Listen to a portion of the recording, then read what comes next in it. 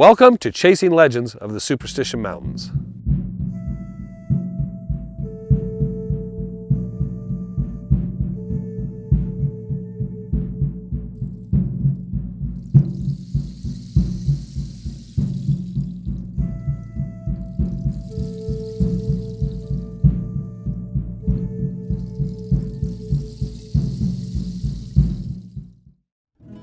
Before we begin here, please hit the subscribe button and subscribe to us here at Legend of the Superstition Mountains. Now to move forward, one of the things I want to talk about is we get a lot of questions of, why don't you do this? Why don't you do that? And you know, I know everybody's armchair expert at home. We actually go out and do this physically because we're physically actually here. So, entailing that, I need to explain some things up front because there are rules and regulations and things we have to follow. Generally, as a rule, we're operating in the Tonto National Forest and the Superstition Wilderness area, also on BLM and Arizona State Trust land. Now, there are rules and regulations and things we have to follow. One of those is there's no any type of equipment allowed. It kind of rules out the whole LiDAR, ground penetrating radar, and the whole idea of using drones. And I'll address each one individually. First, with LiDAR, we're in a desert. I don't think it's revealing very much. It's not, there's not this dense foliage or anything we're dealing with. Anyone that's familiar with the desert understands if you want to go out and look for pottery shards, arrowheads, that type of stuff, you go after a rainfall, because we don't get things buried deep in the desert floor. Most everything, unless it was dug and put down there on purpose, it just comes to the surface and will always resurface. It's one of the aspects of where people will say, oh, well, those ruins can't be very old, that must be fake, because there's no dirt built up around it. Well, every time there's a rainstorm, every time the wind's blowing, which the wind blows a lot out here in the desert, guess what? It's moving all that stuff away. So you want to look for arrowheads or pottery shards, right after a nice rainfall, you will find them on the surface everywhere and in a good area, okay? Definitely any area that has petroglyphs or there were pit houses. You don't find buried, submerged pit houses and use LiDAR to uncover them. You find them because they still exist, and you'll find a lot of the Pueblo dwellings, everything's still there. There's no piles of dirt, there's none of this. So LiDAR is not something we per rules and regulations couldn't use, but secondly, it's not going to do us a lot of good. We're not looking for Aztec and Mayan ruins under the mountaintops and so forth, okay? That mountain back here wasn't a pyramid and covered over from the winds, and sometimes this is all eroding over time. So the mountains are actually getting smaller, and the dirt keeps displacing and just moving itself and running itself out. Okay, secondly, now that we covered the LiDAR question, GPR, ground penetrating radar. Now right now we're doing filming on a general flat area, and there are boulders strewn, and there is every 4 feet there's a huge boulder, there's something here. This is a generally flat ground principle, so you would have to have a GPR system that you would float. If you have the hovercraft GPR, that's cool, or you could have 4 people walking along carrying it all the time. But then you run into the fact that everything in the mountains and generally where we're at is at some sort of angle, some sort of pitch. There's cliffs. You're using both feet and one of your hands, generally, if not both of your hands, to grasp and grab things.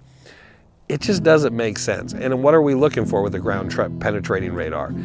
Jacob Wald said his mine's up in a high arroyo on a slope, and we should be able to see the indications of the sinkage of a pit if we're in the right area, or an area to get a treasure trove permit to excavate.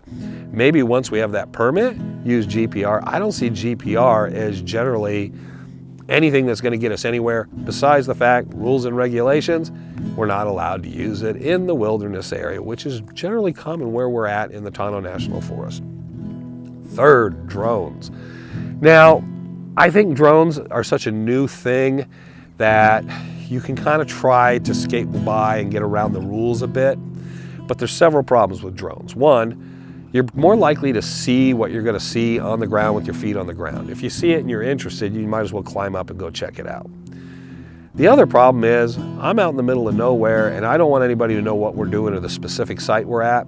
The worst possible thing you could run is a drone, because all you hear is wah above you.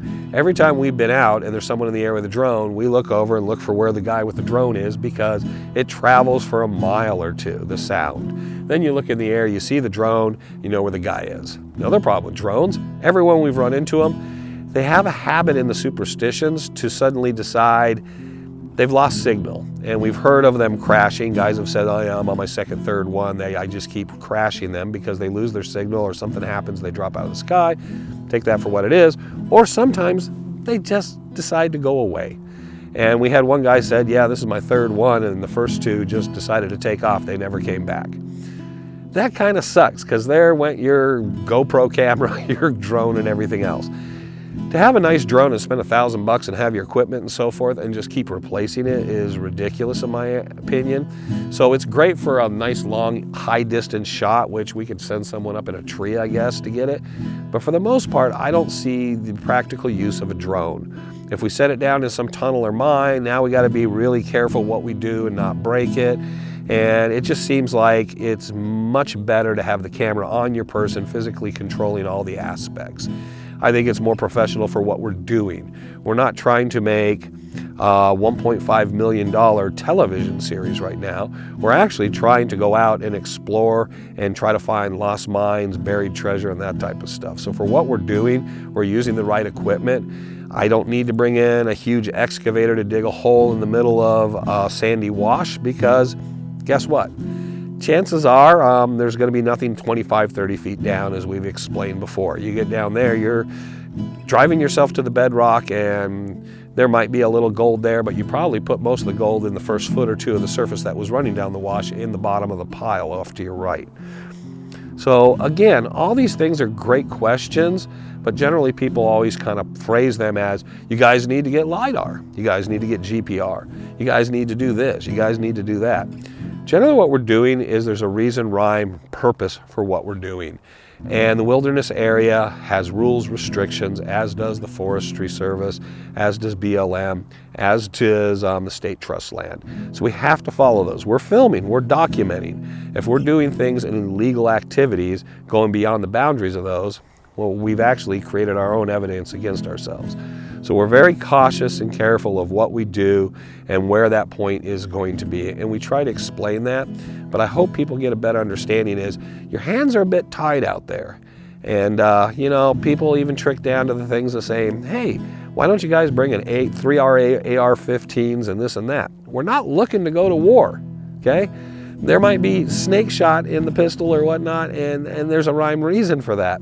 But we're not going out there trying to kill people.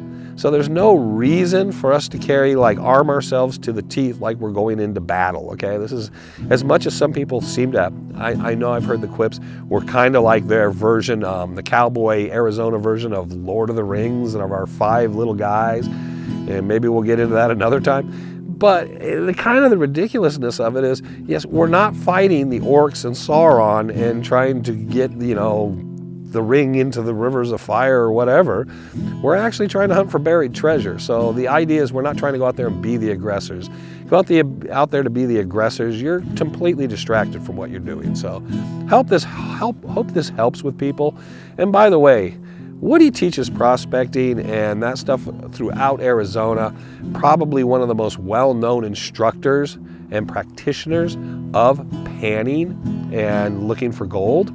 So, you know, trying to give Woody pointers, he would be openly listened, but it's best to listen to Woody. And far as metal detecting, the people that are always going on about Frank this and that, what he's not doing right, I've watched the man pull stuff out of the ground that I don't think anybody else would. He's literally banned from competitions anymore. I've watched him literally float through the competitions, actually do more than he was supposed to, go off and start going to the next one, and they basically don't want him to do stuff because he's that good. So if you want to bring yourself to Arizona and put money on it, and we'll set up a course, I can pretty much guarantee that Frank's gonna smoke you. And all of us have seen him do it. And there's guys that do instructional videos and guys that are well-known, and they come, and you know what? They're going to concede. There's just, don't compete with Frank. he's alien. His brain and whatever it is, when he's out there working, is alien to the rest of us, and he can literally call everything that's underground. He knows his detectors. He has multiple detectors. He has detectors that no one else has that are very, not only just rare, but are one of a kind. So don't doubt these guys, because they actually are very experienced and very good at what they do. Now, again, we're going to be doing a series of these, answering questions, talking about the history and stuff. So please subscribe and continue to watch us as we continue to work on more episodes and present you another season, which would be this next coming year, Season 5 of Legend of the Superstition Mountains. Thank you, everybody, and have a good day.